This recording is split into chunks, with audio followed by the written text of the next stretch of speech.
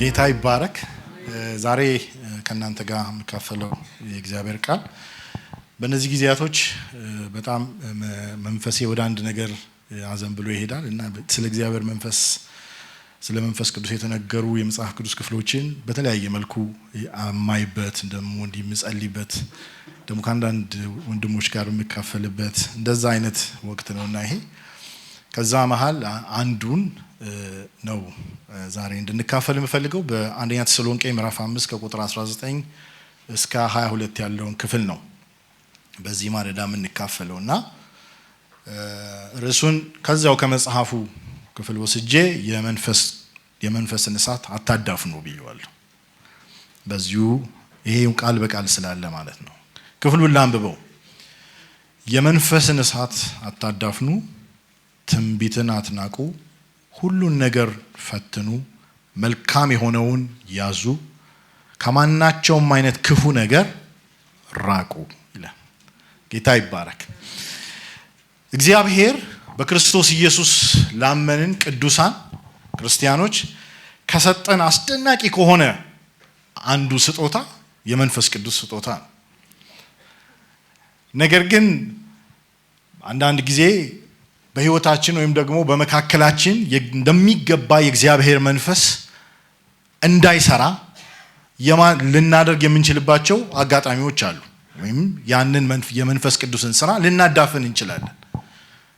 እንደዛ ማድረግ ስለምንችል ነው አታጥፉ ወይም ደግሞ አታዳፍኑ የሚለው ማለት ነው አይደል? መንፈስ ቅዱስን እኔ አዳፍነዋለሁ ወይ እንዳትሉ ማለት ነው። ቃሉ ምን ይላል? አታዳፍኑ ወይም ደግሞ ምን አትበሉ? አታጥፉ ይላል። ስለዚህ እንደዛ የምናደርግባቸው ጊዜያቶች ይፈጠራሉ ማለት ነው። ይህ ደግሞ በአስተሳሰባችን ወይም ደግሞ በተግባራችን ወይ ደግሞ አንዳንድ አሉታዊ የሆነ መንፈሳዊ አስተሳሰቦችን ከመያዛችን የተነሳ ሊመነጭ ይችላል። ይሄንን የምናደርግበት ምክንያት ማለት ነው። ሐዋርያው ጳውሎስ ለተሰሎንቄ ክርስቲያኖች ወይም ለአማኞች በሚጽፈው በዚህ ጽሑፍ ውስጥ በመጀመሪያው መልእክት መጨረሻ አካባቢ ላይ በሚያወራው ሐሳብ ውስጥ አጭር ነገር ደግሞ እጅግ ጥልቅ የሆኑ መንፈሳዊ መመሪያዎችን ይሰጣል ማለት ነው። እነዚህ ቃላት ውስጥ አማኞች ከመንፈስ ቅዱስ ጋር እንዴት መኖር እንዳለባቸው፣ መንፈሳዊ መልእክቶችን እንዴት መመርመር እንዳለባቸው፣ ደግሞ ከክፉ እንዴት መራቅ እንዳለባቸው ያሉ ሐሳቦችን ይናገራል። በእኔ እምነት የክርስትናን ሕይወት በትክክለኛ አስተምህሮ ላይ ብቻ በማመን የምንመሰረተው ሳይሆን ምንም ጥያቄ የለውም ትክክለኛ የሆነ አስተምህሮ ላይ በፍጹም ልናመቻመች አንችልም። ነገር ግን ደግሞ በመንፈስ ቅዱስ አሰራር ከእግዚአብሔር ጋር በየዕለቱ የምንጓዘው የህይወት ጉዞ ጭምር እንደሆነ ግን አምናለሁ። ነገር ግን በዚህ መልኩ በተቃኘ የህይወት ስርዓት እንዳንኖር ቢተዛባ አስተሳሰብን ይዘን የተዛባን ህይወት እንድንኖር ደግሞ የሚያደርጉን ብዙ አይነት ተግዳሮቶች አሉ የሚገጥሙን ማለት ነው። በየጊዜው የሚገጥሙንና አመለካከታችንን ወይም ደግሞ አስተሳሰባችንን የሚያበላሹ ማለት ነው። በዚህ ዘመን ያለች ቤተክርስቲያን ወይም እኔና እናንተ በተሰሎንቄ የተነገረው ይሄ መልእክት ያስፈልገናል ብዬ አምናለሁ። ምክንያቱም በጣም መንፈሳዊ መቀዛቀዝና ደግሞ መንፈሳዊ በሚመስሉ ነገሮች የታጀቡ ብዙ ስህተቶች በየዕለቱ የቅዱሳንን ህይወት የሚፈታተኑበት ጊዜ ስለሆነ ማለት ነው። መንፈሳዊ መቀዛቀዝ አለ። ደግሞ ከመንፈሳዊ ነገር ጋር ተያይዞ የተፈጠሩ ስህተቶች በየዕለቱ የሚፈጠሩ አልባሌ የሆኑ ነገሮች ህይወታችንን የሚገዳደሩበት ጊዜ ወቅት ስለሆነ እንደ እግዚአብሔር ቃል የሆነ አስተሳሰብ ልንይዝ ስለሚገባ ይሄ መልእክት በጣም ያስፈልገናል ብዬ አምናለሁ። በህይወታችን ውስጥ አንደኛው መንፈሳዊ መቀዛቀዝ እንዲመጣ ምክንያት ነው ብዬ ከማምነው ነገር አንዱ ለመንፈስ ቅዱስ ያለን ስፍራና ለሱ አሰራር ያለን ቦታ ነው ብዬ አምናለሁ። ያንን የሚገፋ ትክክለኛ ያልሆነ አመለካከት ወይም ደግሞ የህይወት ስርዓት ይዘን ስለምንሄድ አንዳንድ ጊዜ እንደዛ አይነት ነገሮች ውስጥ የምንገባበት ሁኔታ አለና በህይወታችን መቀዛቀዝ ይታያል ማለት ነው። ሌላው ይህ መንፈሳዊ የሆነ በሚሆኑ ነገሮች ሁሉ በእግዚአብሔር ስም ተገልጠው ወይም ደግሞ በዛ ስም የሚነገሩ ነገሮችን ሁሉ ደግሞ ያለምንም በእግዚአብሔር ቃል ሳንፈትሽ ሳንመረምር የመቀበል ደግሞ ሌላ ደግሞ ጽንፍ አለ ማለት ነው። እንደዚህ አይነትም ደግሞ አለ። ከዚህ የተነሳ እንደዚህ አይነት ነገሮች በህይወታችን ስለሚፈጠሩ ይሄንን መልእክት መስማት ይኖርብናል ብዬ አምናለሁ። ስለዚህ ሐዋርያው በዚህ በተሰሎንቄ መልእክት ላይ ቤተክርስቲያን እነዚህን ችግሮች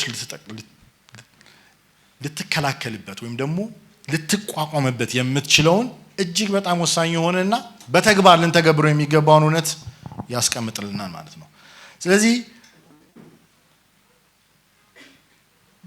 ባነበብኩት ክፍል ውስጥ ሐዋርያው ጳውሎስ የሚያነሳቸው 5 ነገሮች አሉ። እነሱ ነገሮች እናያቸዋለን ማለት። የመጀመሪያው የሚለው ምንድነው? የመንፈስን እሳት ምን አትበሉ፣ አታዳፍኑ። ከዛ ምን ይላል? ትንቢትን አትናቁ፣ ሁሉን ነገር ፈትኑ፣ መልካም የሆነውን ያዙ፣ ከማናቸውም አይነት ክፉ ነገር ደግሞ ምን በሉ ራቁ ይላል። እነዚህ ንግግሮች ስንመለከታቸው እንዲሁ ጳውሎስ ብታደርጓቸው ጥሩ ናቸው የሚል አይነት ማለት አስተያየት አይነት ነገር እየሰጠ አይደለም እና እያንዳንዳቸውን ተመልክተን በህይወታችን ደግሞ ልንተገብራቸው እንደ ክርስቲያን እንደ አማኝ ልንተገብራቸው ተግባራዊ ልናደርጋቸው የሚገቡ ታላላቅ እውነቶች ናቸው።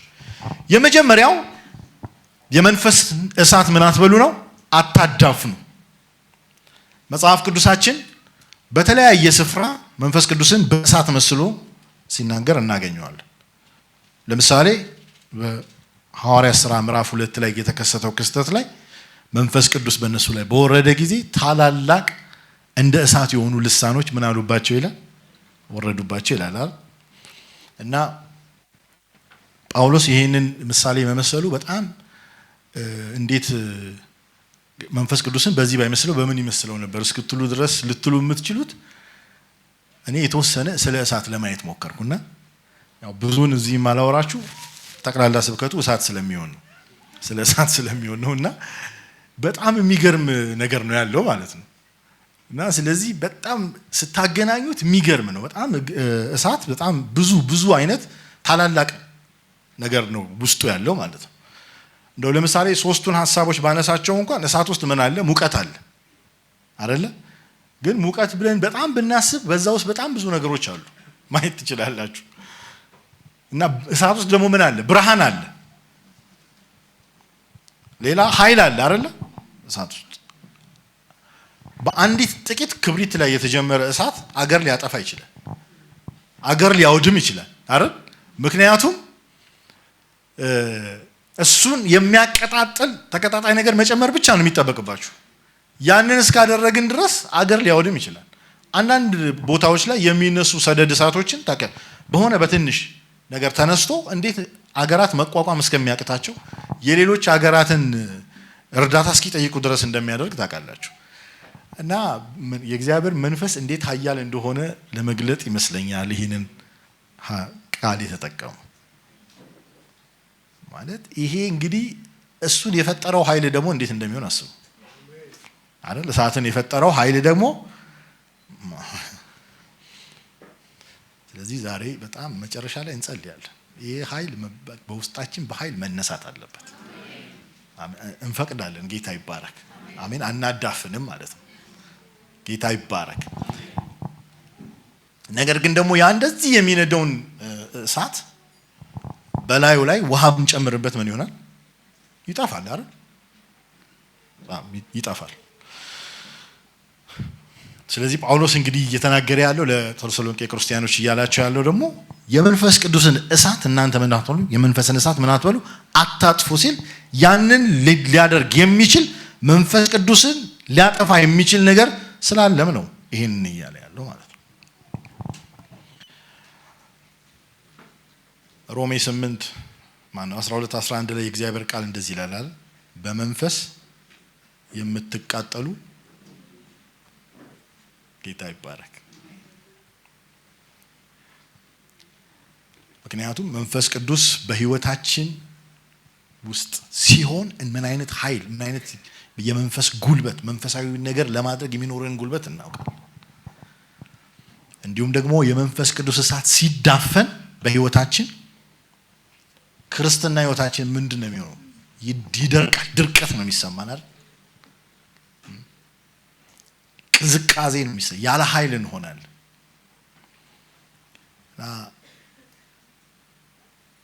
አንዳንድ ጊዜ አስባችኋል እንደው ስትጸልዩ እንኳን በጣም በቃ ዝም ያለ ሲመስላችሁ የራሳችሁ ቃል እንኳን ብዙም ደስ አይላችሁ የምታወጡት ቃል ማለት ነው። እዚህ ያላችሁ አማኞች ስለሆናችሁ ይገባችኋል። የራሳችሁ ቃል እንኳን ምንም ጣዕም አይሰጣችሁ አይደል? በቃ የሆነ ክው ያለ ነገር ሲሆን ማለት ነው። እና እኔ እንደዛ አይነት ነገር ሲገጥመኝ አረ ወዴት አለ ምናምን ያስብለኛል። ልክ ነኝ አይደል? ሁላችሁም ውስጥ ስላለ ማለት ነው። እና ህይወታችንን ድርቀት ውስጥ ነው የሚከተው የእግዚአብሔር መንፈስ በውስጣችን መዳፈን ሲጀምር ማለት ነው። ቅዝቃዜ ውስጥ ነው የምንገባው። በቃ ቅዝቅዝ ኃይል አልባ ነው ምን ሆኖ ማለት ነው። ክርስትናችን ኃይል አልባ ነው የሚሆነው። ህይወታችን ኃይል አልባ ነው የሚሆነው ማለት ነው። ኃይል አልባ የሆነ ያለ ኃይል የሆነ የክርስትናን ህይወት እንድንመራ ያደርገናል ማለት ነው። የእግዚአብሔር ቃል ግን ምንድነው የሚለው? በመንፈስ የምትቃጠሉ ሁኑ። በጌታ በኢየሱስ ክርስቶስም እግዚአብሔር በመንፈስ መቃጠል እንዲስጠን አሜን። እኔ እንደዛ ስል በጣም ሚስኮት እንዳታርቁኝ የሆነ ስለመጮ ስለመንጨ ምናምን አይደለም የማወራው፣ ግን ይታወቃል። በቃ አንዳንድ ሰዎች ባጠገባችሁ ቁጭ ብለው ትንሽ ነገር እኮ ነው የሚያወሩት እና የሆነ ከበድ ያለ ነገር ላያቸው ለተሸከመው ፊል አድርጋችሁ አታውቁም? ያውራ ይናገር የሚያስብል አይነት የእግዚአብሔር መገኘት ከነሱ ጋር ሆኖ ማለት ነው። እግዚአብሔር አምላክ ይክበር ይመስገን። ነገር ግን የእግዚአብሔር ኃይል በላያችን ላይ ሲመጣ ስሜት ያለን ሰዎች ስለሆንን ልንጮ እንችላለን። በተለያየ መልኩ ሊገለጥ ይችላል። እሱን መቃወሚያ አይደለም፣ ግን ያ ብቻ ነው ማለት ግን አይደለም ነው። እሱን እንደ ትምህርት አይሰራለትም ማለት ነው። መንፈስ ሲመጣ በላያችን ላይ እንጮሃለን ተብሎ ትምህርት አይሰራም ነው እንጂ እግዚአብሔር እንደዛም ሊያደርግ ይችላል፣ ሊጥል ይችላል፣ ላይጥልም ይችላል። ጌታ ይባረክ። ለዚህ መንፈስ ቅዱስ በእኛ ላይ ሲመጣ ስለሚሆነው ነገር አይደለም እኔ እያወራሁ ያለሁት፣ ግን እግዚአብሔር በመንፈስ መቃጠል ውስጥ ሆነን እንድንመላለስ በፊቱ ይፈልጋል። እግዚአብሔር አምላክ ይክበር ይመስገን። ያ ካልሆነ ግን በጣም ትልቅ የሆነ መቀዝቀዝ ውስጥ ነው የምንገባው ማለት ነው። ታዲያ መንፈስ ቅዱስ እንዴት ነው መንፈስ ቅዱስ ታዲያ በውስጣችን ይሄ እሳት በውስጣችን እንዴት ነው የሚጠፋው? ወይም ደግሞ ምን የሚለው የሚዳፈነው? መዳፈን የሚለውን ሐሳብ በተለይ ገጠር አካባቢ ያሉ ሰዎች በደንብ ነው የሚያውቁት። እሳት ተቃላቸዋል እነሱ በየጊዜው እንደዚህ ክብሪት ምናምን አሁን እንኳን ብዙ እንደዛ ላይሆን ይችላል የሚያገኙበት እድል ስለማይኖራቸው እሳቱን ምንድነው የሚያደርጉት? አጥፍተው በአመድ ውስጥ ነው አይደለ የሚያዳፍኑት። አለ እሳቱ ግን ምን ይለብሳል? አመድ ለብሷል ማለት ነው። እግዚአብሔር በዚህ ማለዳ ያራግፍልናል። አሜን። ጌታ ይባረክ። ኢየሱስ ጌታ ነው። እና እንደዛ የሚያደርጉ ነገሮች አሉ። ለምሳሌ አንደኛው የመንፈስ ቅዱስን ስራ በጉባኤያችን ወይም ደግሞ በግላችን ያለ መቀበል ወይም ደግሞ የመግፋት ዝንባሌ ይኖርናል። አንዳንድ አማኞች መለኮታዊ የሆነ መገለጥ የሚባል ነገር በእግዚአብሔር መንፈስ የሚሆኑ ነገሮችን መቀበል የማይፈልጉ ፈጽሞ ማየት መስማት ራሱ የማይፈልጉ ሰዎች አሉ። እንደዛ በሚሆንበት ጊዜ የእግዚአብሔር መንፈስ የፈቃድ አምላክ ነው መንፈስ ቅዱስ። አሜን። ልክ የኔ ዘመዶች ሲያመልኩት እንደነበረ ዛር ሰው ላይ ሄዶ አይሰፍርም ያለ ፈቃድ ማለት ነው። ሳጠይቃችሁ ነው እሱ ልጄ ነች ምናምን ብሎ ሰው ላይ የሚሄደው። የእግዚአብሔር መንፈስ እንደዛ አይደለም። የኛን ፈቃድ በጣም ነው የሚያከብረው። ጌታ ይባረክ። ስለዚህ አንዳንድ ሰዎች እንደዛ አይነት ዝንባሌ ስላላቸው መንፈስ ቅዱስ በህይወታቸውም ደግሞ በጉባኤያቸው መካከል እንደሚገባ የሚሰራውን ነገር መስራት እንዳይችል ይሆናል ማለት ነው። ሌላው መንፈስ ቅዱስ በተደጋጋሚ ከምናደርጋቸው ክፉ ተግባራት ለልባችን በሚገባ መልኩ ተመልሰን ንስሐ እንድንገባ እየነገረ ነገር ግን እኛ በዚያው አመጽ በዚያው ድርጊት ውስጥ እየቀጠልን ስንመጣ ወይም ምን ማለት ነው ሁላችን ምን ሳሳትባቸው ሁኔታዎች ይፈጠራሉ። ነገር ግን ኃጢአትን የህይወቱ ክፍል የኑሮ አካል አንዱ የኑሮ አካል አድርጎ የሚኖር ማንነት ሲኖረን ያን ጊዜ እግዚአብሔር መንፈስ ስለሚያዝን በፍጹም በውስጣችን የእግዚአብሔር መንፈስ አክቲቭ ሊሆን አይችልም። ይነግረናል ደግሞም ጸጥ የሚልበት ጊዜ ይፈጠራል ማለት ነው። ምክንያቱም ቅድም እንዳልኳችሁ መንፈስ ቅዱስ እኛን በማስገደድ የሚያደርገው አንዳች ነገር ስለሌለ ማለት ነው። አንዳንዴ ደግሞ መንፈስ ቅዱስ እንድናደርግ የሚለንን ነገር ከማድረግ ስንቆጠብ ምን ማለት መሰላችሁ? አንዳንዴ በጣም ከወዳጆቻችሁ ጋር ቁጭ ብላችሁ ሊሆን ይችላል። በቃ በጣም የደራ ጨዋታ ባለበት መካከል እግዚአብሔር መንፈስ መጥቶ ተነስና ጸልይ ሊል ይችላል። አሁን ስለ ልምምድም ነው የምነግራችሁ። እኛ እንዲህ አይነት ልምምድ ሁላችሁም እንደሚኖራችሁ ስለማመን፣ ምክንያቱም ሁላችንም የጌታ መንፈስ በውስጣችን ስላለ ወይ ደግሞ ይሄንን ነገር ታው ምናምን ይለናል አይደለ? ከዛ ተላልፈን የሆነ ነገር እናደርጋለን ወይ ደግሞ ማድረግ የሚገባንን ሳናደርግ እንቀራለን። እንዲህ አይነት ነገሮች በተደጋጋሚ ሲሆኑ በነገራችን ላይ አንዳንዶቻችን እግዚአብሔር እኛን የሚመራበትን መንፈሳዊ ልምምዶች ያጣነው በዚህ ምክንያት ነው። እግዚአብሔር እኛን እየተናገረ ትልልቅ ነገሮችን ያሻገረብንን ያንን መንፈሳዊ ልምምዶቻችን የጣልንበት አንዱ መንገድ ይሄ ነው። በዛ መንገድ መጥቶ የእግዚአብሔር መንፈስ ልክ ኮሙኒኬት ሲያደርገን እሱን ከመታዘዝ ምላሽ ከመስጠት ይልቅ ጸጥ ነው። ስለዚህ አሁን በውስጣችን ጸጥ ብሏል ማለት ነው። ተዳፈነ ማለት ነው።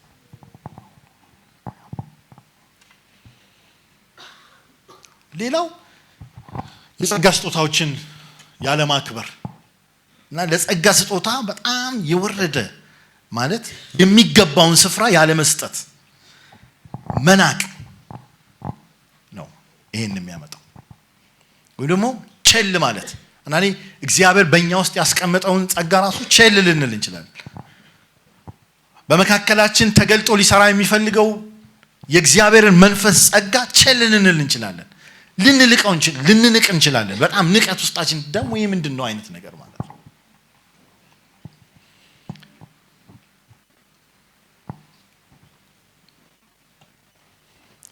ጳውሎስ ለጢሞቴዎስ ምን ይለዋል? ከሽማግሌዎች በእጅ መጫን የተቀበልከውን ጸጋ ስጦታ ምን አትበል ይለዋል? ቸል አትበል። ቸል ልንል እንችላለን። ያ በውስጣችን ያለውን እግዚአብሔርን መንፈስ እንዲዳፈን በጉባኤያችን መካከል የእግዚአብሔር መንፈስ በሚገባው ልክ እንዳይሰራ ያደርገዋል። እና ይሄንን ሐሳብ በሚመለከት የጸጋ ስጦታን በሚመለከት ሁለተኛው ሐሳብ ላይ አንስቶ የሚያወራው እሱን ይመስለኛል። ጳውሎስ ምንድነው የሚለው? ትንቢትን አትናቁ። ትንቢትን ምን አትበሉ? አትናቁ። መናቅ የሚገባውን ስፍራ ምን አለ ማለት አለመስጠት፣ በተገቢው መልኩ እሱን ምን አለ ማለት አለማስተናገድ። በጣም የሚገርማችሁ ነገር አንዳንድ ሰዎች በተለያየ ጊዜ የሆኑ ነገሮችን ሰምተው ወይም ደግሞ ከእግዚአብሔር ነው ብለው ያሰቡትን ነገር እንዳልሆነ ስላሰቡ ብቻ የእግዚአብሔር ባሪያዎች ቆሞ ሲያገለግሉና መልእክት ለመናገር ሲሞክሩ በትንቢት መንፈስ በጣም የማይገባ አይነት ነገር የሚያደርጉ ሰዎች አሉ። እንደዛ አይነት ነገር በጣም ተገቢ አይደለም። የእግዚአብሔር ቃል ትንቢትን የመናገር ስጦታ ከሌሎቹ የመንፈስ ቅዱስ ስጦታዎች ይልቅ እንደውም አብልጠን እንድንፈልገው ነው የሚነግረን።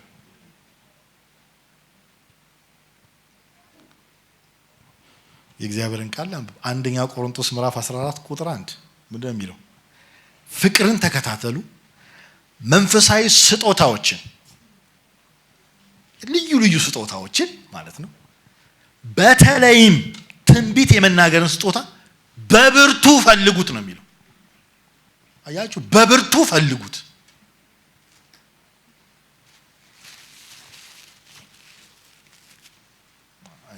ማለት የእግዚአብሔር ቃል ነው እንጂ ይሄ ምን ያደርጋል የምንል ሰዎች የእግዚአብሔር ቃል ነው ይሄን ፈልጉ ያለው። ምንም ጥያቄ የለውም። ከእግዚአብሔር ቃል በላይ የሆነ ነገር አንዳችም ነገር የለም። በዚህ እኮ ሁላችንም እንስማማለን። ትንቢትም ሁሉ የሚፈተሸው በዛ ነው። ግን የእግዚአብሔር ቃል ነው ትንቢትን በምን ፈልጉ ያለው? በብርቱ ፈልጉ ያለው።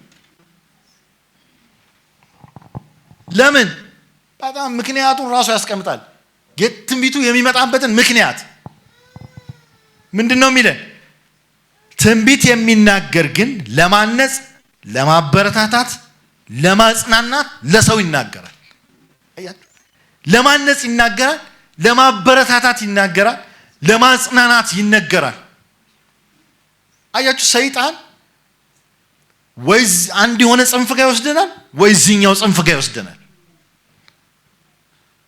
እግዚአብሔር ግን ለቤተ ክርስቲያን ለቅዱሳን ለመታነጽ ለመበርታት የሰጠው የጸጋ ስጦታ ነው። ክብር ለኢየሱስ ይሁን። አሜን። ስለዚህ እንደዚህ አይነት የእግዚአብሔር መንፈስ በላያችሁ ላይ እንዳለ የምታምኑ ሰዎች አበረታታችኋለሁ። በውስጣችሁ ያለውን ይህንን ጸጋ አቀጣጥሉት። ጌታ ይባረክ። ለማነጽ የፈረሰውን ፍርስርስ ያለውን ልብ እንደገና ለመጠገን ብርክ ለያዘው በአንዳንድ ነገሮች በአንዳንድ ሁኔታዎች በጣም ጭንቅ ጥብብል አለው። ለዚያ በተለያዩ ነገሮች ከኑሮ ጫና የተነሳ የኑሮ ህይወት በራሱ ከሚያመጣብን ብዙ ነገሮች የተነሳ ሐዘን መጽናናት ያቃታቸው፣ ሐዘን ለከበባቸው የቅርብ ወዳጆቻቸውን ላጡ ሊሆን ይችላል። የሚያጽናናው የእግዚአብሔር መንፈስ ነው። እኔ አንዳንድ ሰዎች ከገጠማቸው ነገር የተነሳ እንዴት ይጽናናሉ ብዬ ሳስብ መንፈስ ቅዱስ ነው የሚታየኝ። ስጸልይም አንድ ነገር ነው የምለው፣ እኔ ሊደርሰው የማልችለውን የልባቸውን ክፍል ንካው። ጌታ ይባረክ። እሱ ነው የሚችለው። እኛ በሚያማምሩ ብዙ ቃላቶች ከዘፍጥረት እስከ ራዕይ ጥቅስ ጠቅሰን ብናወራ በፍጹም ሰዎችን አናጽናናም። እግዚአብሔር ያንን ቃል በመንፈሱ ካልተጠቀመበት በስተቀር ማለት ነው።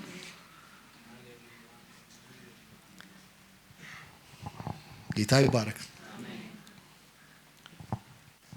ታዲያ ግን ለምንድን ነው ሰዎች ይሄንን ስጦታ ግን የሚገፉበት? ደግሞ ምክንያት አላቸው። ያለምንም ምክንያት አይደለም አንዳንድ ሰዎች ይሄንን የሚያደርጉት።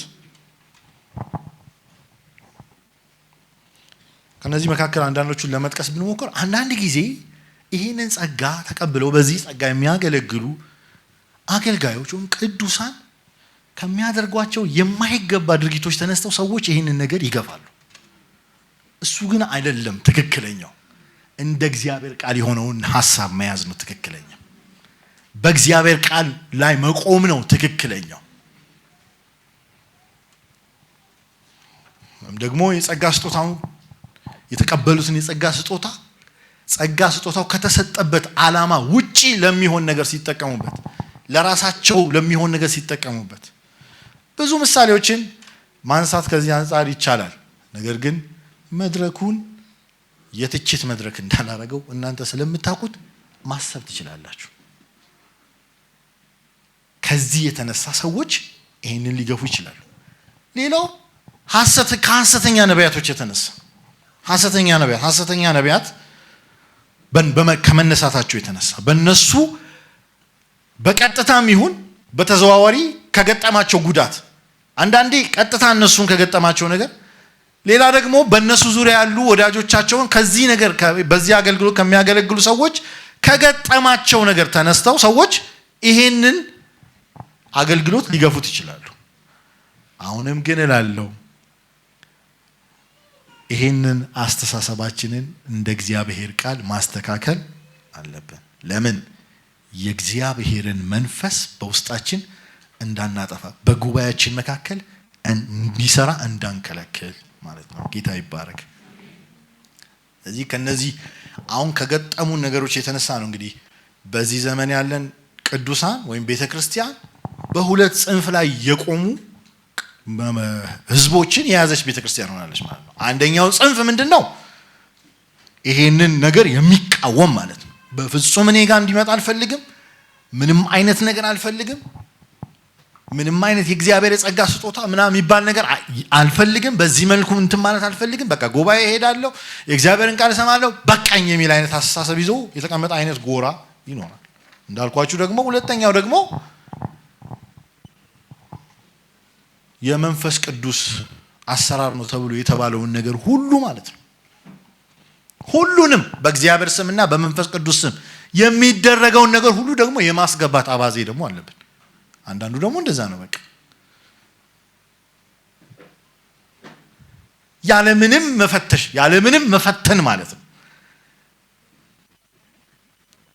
እና ትንሽ እዚህ ጋር እንደውም የተወሰነ ነገር ለመናገር ብሞክር፣ በተለይ እኔ በጣም አስቸጋሪ ሆኖ የማገኛቸው አንዳንዶቹ እዚህ ጋር ያሉ ሰዎች ናቸው።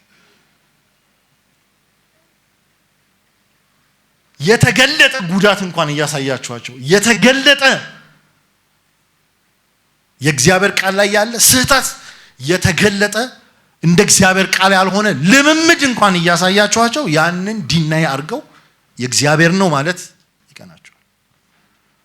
እና ብዙዎች በዚህ አቅጣጫ በጣም ነቁጣና ሁለት ነገር ግን ከሁለቱም ጽንፍ ወጥተን እንደ እግዚአብሔር ቃል የሆነውን አስተሳሰብ እንድንይዝ ነው እግዚአብሔር የሚፈልገው ማለት ነው። ጌታ ይባረክ። ምክንያቱም መጽሐፍ ቅዱስ ደግሞ ምን ይለናል? ሁሉን ፈትኑ። ሁሉን ነገር ምን በሉ? ፈትኑ። ሁሉን ማለት ሁሉን ነው። በቃ የማይፈተን ነው ወይ አይደለም ወይ የማይባል አንዳንድ ነገር የለም። አንዳንድ ሰዎች የተናገሩትን ነገር ካልሰማችሁ የሆነ መቅሰፍት ላያችሁ ላይ እንደሚመጣ አድርገው የሚናገሩ ሰዎች አሉ። ምንም ግን እናንተ ላይ አይሆንም። አሜን ትላላችሁ? እስቲ ይሄን ነገር ልንገራችሁ። አንድ ነገር ይሄ ወደ ውስጥ ስለሚመጣ መቼም አንድ ሰው ያድን ይሆናል። አንድ እህት ወንድሟ እየተማረ ነው ያለው። የትምህርቱ ጫና የሆነ ድባቴ ነገር ውስጥ ከተተውና በቃ አልማርም ምናምን አለ። አስተማሪው ተረድቶታል። በጣም ጫና ስለበዛበት ነው እንትን ይሆነ። ግን እሷ ያነሳችው አንድ ሀሳብ ነው በጣም የገረመኝ። አንድ የሚያገለግለን ሰው ነበር። እሺ፣ ከዛ በየወሩ ሁል ጊዜ የሱን ይደውላል። የሚፈልገውን የቤት ኪራዩንም የሆነ ነገርም እንከፍላለን አለች። እኔም ካለብኝ አንዳንድ ነገር የተነሳ ያንን ማድረግ አልቻልኩም። እሱ ደግሞ ጸልዮለትም ስለነበር አሁን ይሄ ወደዛ ገብቶ እየተማረ ጠፋ። ሲጠፋ አንድ ቀን አግኝቶኝ ቆይ ታይዋለሽ ምን እንደሚሆን አለኝ። ለዛ ነው መሰለኝ እንዲሆነብኝ አለች። እኔ ወንድማችሁ የዛን ቀን የጽድቅ ቁጣ ተቆጣው። ቁጭ ብድግ ያደረገኝ በእውነት አንደኛ እኔ እያገለገልኳት እንዲህ ማሰቧ ራሱ አበሳጨኝ። ከልቤ ነው የምላችሁ። እጂ በጌታ በኢየሱስ ስም ይሄ ጠንቋይ ነው ስላት ደነገጠች። በቃ እንደዛ የምታከብረው ሰው ማለት እንዲህ አይነት የሚባል ነገር የለም። ከዚህ አስተሳሰብ ራስሽን ፍቺ በጌታ በኢየሱስ ስም አልኳት። የተወሰነ ጊዜ ማረፍ ነው ያለበት። አረፈ። ይሄው ከምሬ ነው የምላችሁ በእግዚአብሔር ፊት ጨርሶ ይሄው። ጌታ ይባረክ። እንዲህ ብሎ ነገር የለም። በቃላቸው ሊተበትቧችሁ ከሚያስቡ ሰዎች በጣም ራሳችሁ ማራቅ ያለበት። የለም እንደዚህ የሚባል ነገር እናገርባለሁ ምናምን ብሎ ነገር የለም። በእውነት የለም። ከልቤ ነው የምላችሁ። በጣም ብዙ ቤት እኮ ነው እንደዚህ የፈረሰው። አሁንም እናገራለሁ። እሺ ምሳሌ ሆነ ቤታቸው ግራውንድ ፕላስ ምናምን ነው እላይ ካለው ቦታ ላይ ከልቤ ነው የምላችሁ። ሁለቱም የራሳቸው ያስቀመጧቸው ነቢያቶች አሏቸው። ከዛ ሲናገሩ ከልቤ ነው የምላችሁ። ከዛ እንደዚህ ካላችሁ በጌታ ሰላም አሰናብቷቸው። ዛሬ እኔ ነኝ ኃላፊነትም ወስደው እና ሚስትየው ገበያ ልትሄድ ከፈለገች መጀመሪያ መጥተው ወርደው እስቲ እንጸልይ ዛሬ ዘንዶ ይታየኛል ካሉ አይወጡም። ሊትራሊ እስር ቤት። አሁን እነዛ በእግዚአብሔር ቃል እውነት ተፈተው ማለት ነው። እንዴት እንደሚያሾፉ ብታዩዋቸው እነዛ ልጆች አይመስሉ። ኢየሱስ ያድናል። ከእንደዚህ አይነት ሰዎች ራሳችሁን አርቁ። በጌታ በኢየሱስ በመንፈስ ቅዱስ ስም ወይም በዚህ በአሰራር ስም በጸጋ ስጦታ ስም የሚደረግ ውንብድና ነው። ይሄን እንቃወማለን። ይሄንን መቃወም ማለት አይደለም የመንፈስ ቅዱስን እሳት አታዳፍኑ ማለት። ይሄ ውንብድና ነው፣ የመንፈስ ቅዱስ ስራ አይደለም። በእውነት እኔ በጣም እርግጠኛ ስለሆንኩ ነው የሆኑ ሰዎችን ጌታ እንደሚናገር የምናገረው እንጂ ለሌላ አይደለም። እዚህ ውስጥ ይሄን ጽፌ አይደለም የማወራው። ከምር ጌታ እግዚአብሔር ይፍታችሁ። አንዳንዶቻችሁ እላያችሁ ላይ ከጌታ ውጪ ሌላ የሚገዛችሁ አንዳች ነገር አይኑር። ጌታ ብቻ። ኢየሱስ ያድናል። አገልጋዮች ሊያገለግሉ ልናገለግላችሁን የተሰጠ ነው። ከዛ በላይ እናንተ ላይ የመንገስ መብትም ምንም የለንም። ኢየሱስ ያድናል። እዚህ እንደዚህ አይነት ነገር እንዳይሆን ምን በሉ ይላል የእግዚአብሔር ቃል? ፈትኑ። ምን በሉ? መርምሩ። እስኪ በአንደኛ ዮሐንስ ምዕራፍ 4 ቁጥር 1 ላይ የእግዚአብሔር ቃል ምንድን ነው የሚለው? ወንድሞች ሆይ መንፈስን ሁሉ አትመኑ፣ ነገር ግን መናፍስት ከእግዚአብሔር መሆናቸውን መርምሩ፣ ምክንያቱም ብዙ ሐሰተኛ ነቢያት ወደ ዓለም ወጥተዋልና። ስለዚህ መንፈስን ሁሉ ምን አትበሉ? አትመኑ። ምን በሉ?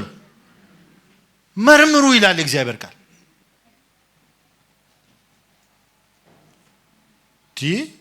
ይላል የእግዚአብሔር ቃል። ይሄንን መብት የሰጣችሁ የእግዚአብሔር ቃል ነው። ስለዚህ ለምን እንዴት ይሄ ነገር ሆነ ብለህ ትጠይቃለህ ብሎ ማንም ሊጠይቀኝ አይችልም። ለምን? የእግዚአብሔር ቃል የሰጠኝ መብት ስለሆነ የትኛውንም ነገር ነው ወይ አይደለም ወይ ብዬ የማለት መብት አለኝ። መብት አላችሁ። እንደዚህ መጠየቅን እንደ ኃጢአት እንደ በደል የምትቆጥሩ ሰዎችና ራሳችሁን የማይገባ ነገር ውስጥ የምትቆጥሩ የምትከቱ እህቶችና ወንድሞች ይሄ የእግዚአብሔር ቃል የሰጣችሁ መብት ነው። አንዳንድ ሰዎች መጥተው እንደዚህ ብሎ የነበር አንድ አገልጋይ እና ጨነቀኝ እንዲህ ምናምን ሆንኩ ሲሉ በቃ ጨነቃ። እግዚአብሔር ሊያስጨንቅ አይደለም። አንሳውና ቆሻሻ እንትን ውስጥ ከተተው። በቃ እግዚአብሔር ለማስጨነቅ የሚናገረው ነገር የለማ። አልገባኝም ካለ ካልገባ ቶ ምክንያቱም እግዚአብሔር እንዲገባኝ አድርጎ ይናገረኛል እንጂ ግራ ሊያጋባኝ አይመጣም። ስለዚህ መፈተሽ በደንብ አድርጎ ማየት ያስፈልጋል። እግዚአብሔር አምላክ ይባረክ።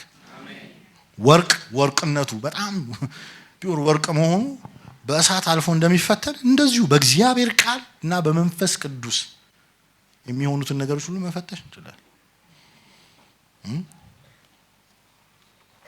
አንድ ወንድሜ በመካከላችን ያለ ስሙ ያልጠራውም ያውቀዋል ራሱ እዚህ ወርቅ ብሎ ገዝቶ ተጋብቶ ቁጭ ያለውን ከሀገር ወጥቶ ለመቀየር አስቦ ሄዶ ሲሰጣቸው እንዲህ እኮ ወርቅ መሰል ነው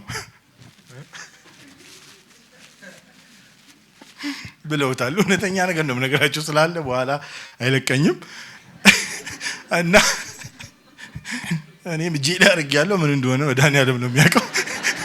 ትክክለኛው መፈተሻ ሲመጣ ስለዚህ የእግዚአብሔርን ቃል በጣም በእውነት በውስጣችን መታጠቅ ለእንደዚህ አይነት ነገሮች ተላልፈን እንዳንሰጥ ይረዳናል። ስለዚህ በእግዚአብሔር ቃል ነገሮችን መፈተን ይኖርብናል ማለት ነው። ምክንያቱም በዚያን ዘመን የነበረ ሐሰተኛ አሰራር ወይም ሐሰተኛ ልምምድ አሁንም በእኛው ዘመን በዚህ ዘመን ባለን ቅዱሳን ዘመን ስላለ ይህንን በጥንቃቄ ማድረግ ይጠበቅብናል። ከእግዚአብሔር ቃል በላይ የሆነ ምንም ነገር የለም። ማንኛውም እንደ እግዚአብሔር ቃል ያልሆነ ከእግዚአብሔር ቃል ጋር የሚጋጭ ንግግርም ሐሳብም ሆነ ድርጊት ከእግዚአብሔር አይደለም። ስለዚህ ሙሉ በሙሉ ከእንደዚህ አይነት ነገር ራሳችንን ማራቅ ይጠበቅብናል። ከዚህም ባሻገር ደግሞ እንደ እግዚአብሔር ቃል ከመሆኑን ባሻገር ደግሞ ኢየሱስን ያከብራል ወይ? የሚሆነው ነገር የሚደረገው ነገር ለማን ክብር ነው? ጌታችንን ያልቀዋል ወይ? በጉባኤያችን መካከል የሚሆነው ነገር እሱን ነው ወይ የሚያከብረው?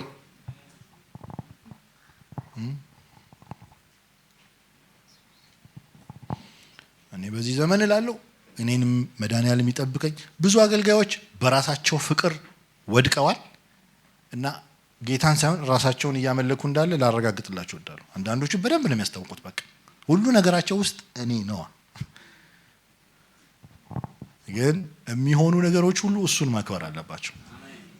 እሱን የማያከብሩ ነገሮች ሁሉ ስፍራ ልንሰጣቸው ያስፈልጋል። ምንም ይሁን ምንም ማለት ነው። ስለዚህ እግዚአብሔር አምላካችን በዚህ ደረጃ ነገሮችን የምንመረምርበትን ጥበብና ማስተዋልን መንፈሳዊ ብስለትን ይስጠን። አሜን። ሌላው ምንድነው የሚለው? መልካም የሆነውን ያዙ ይላል። ያለው መንፈሳዊ እንቅስቃሴ ምንጩ ምን እንደሆነ ከየት እንደሆነ ከተረዳን ካወቅን የነገሩን ምንጭ ካሰብን በኋላና መልካምነት ካየን እዛ ውስጥ መልካም የሆነ ነገር ካየን ያንን ደግሞ መልካም የሆነው ምን ማለት አለብን? መያዝ አለብን። በጎ የሆነው ምን ማለት አለብን? መያዝ አለብን። መልካም የሆነው ምን በሉ ያዙ። ክርስትና ነገሮችን ማስወገድ ብቻ ሳይሆን ደግሞ እውነት የሆነውን መንፈሳዊ የሆነውን ትክክለኛ የሆነውን ነገር ደግሞ አጥብቀን መያዝ አለብን ማለት ነው። ምክንያቱም ያንን ስናደርግ በውስጣችን ያለው የእግዚአብሔር መንፈስ መቀጣጠል በውስጣችን ስለሚኖር ማለት ነው። ጌታ ይባረክ። በመጨረሻ ጳውሎስ የሚያነሳው ለነዚህ ቅዱሳን ምንድነው? ከማናቸውም አይነት ክፉ ነገር ራቁ የሚል። ከማናቸው አይነት ክፉ ነገር ምን በሉ? ክፉ ነገሮች አይነት አላቸው።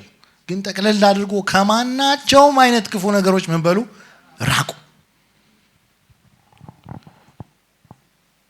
ሁላችን በጌታ በኢየሱስ ክርስቶስ የተጠራ እልፍ ብለን ለመኖር የተጠራን ህዝቦች ነን። ከማንኛውም ክፉ ነገር ምን በሉ? ራቁ። ራቁ። ይሄኛው ነገር ሲቀር ይሄኛው ነገር በማንልበት ደረጃ የትኛው ከማንኛውም ክፉ ነገር ምን እንበል? እንራቅ። ራቁ ይለናል እግዚአብሔር ቃል።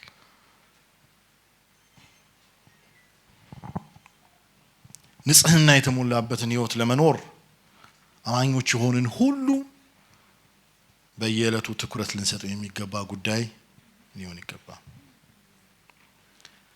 ጳውሎስ ለጢሞቴዎስ ሲነግረው በአንደኛ ጢሞቴዎስ ምዕራፍ 4 ቁጥር 16 ላይ ሁሌ ራሴን የማይበትን አንድ ቃል ልንገራችሁ።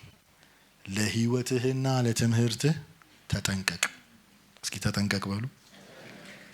ህይወትም ትምህርትም ጥንቃቄ ስለሚጠይቅ ማለት ነው። በእነዚህም ደግሞ ምን በል? ጽና። ይህንን ብታደርግ ራስህንና የሚሰሙህንም ደግሞ ምን ታደርጋለህ? ታድናለህ።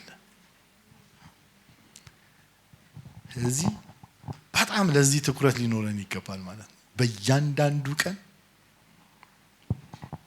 ተጠንቀቅ የሚል ለነዚህ ነገሮች ምን በል እንደሚል ተጠንቀቅ። ተጠንቀቅ ተጠንቀቅ ስንታየው ማለት አለብኝ።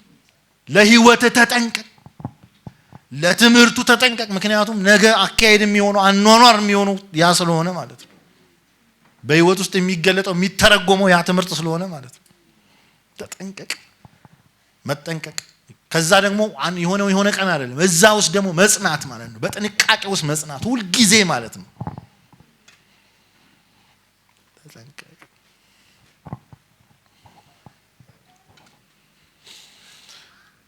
መልእክቴን ወደ መቋጨት ስመጣ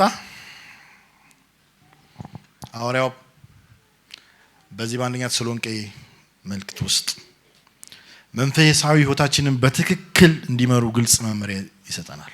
ሁላችንም መንፈሳዊ ህይወታችንን በትክክለኛው መስመር እንድንመራ፣ የመንፈስን እሳት አታዳፍኑ፣ የእግዚአብሔርን ቃል የመንፈስን እሳት እንዳናዳፍን፣ የእግዚአብሔርን ቃል እንዳንንቅ፣ ነገርንም ሁሉ በጥበብ እንድንመረምር ያስተምረናል። ስለዚህ ዛሬ የዕለቱ መልእክት ባጭሩ ምንድነው ካላችሁ የመንፈስን እሳት እንዳናጠፋ ምን እናድርግ? እውነትን በመመርመር እውነትን የሆነውን እንያዝ፣ ክፉን እንጸየፍ፣ መልካም የሆነውን እንያዝ። ህይወታችንን በዚህ አቅጣጫ እንምራ።